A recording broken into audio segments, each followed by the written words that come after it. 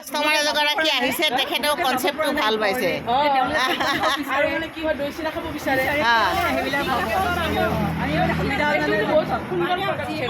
ভাল লাগিছে।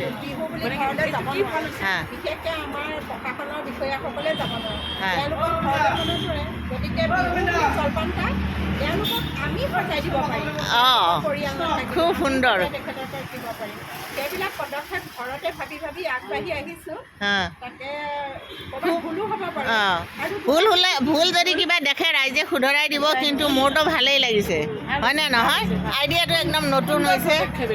আমাৰ মানে কি হয় ৰাস্তাৰ কাষত ফুটপাথত মানে ফাষ্ট ফুডৰ দোকানবিলাক থাকে, মানুহ যেনেকৈ খাবলৈ যায়, এই বস্তুটো আমাৰ অসমীয়া জলপান নিশ্চয় খাব বিচাৰে ন।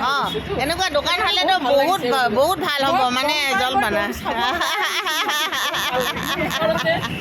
ঘৰৰ কাষতে পিঠাগুড়িটো যিটো আমি ঘিলা পিঠা ঘৰত বনাম, তেল পিঠা, সেইটো আপুনি আমি ঘৰৰ মানে জহা চাউলৰ পিঠাগুড়ি খুলিছোঁ। বঢ়িয়া বঢ়িয়া বঢ়িয়া।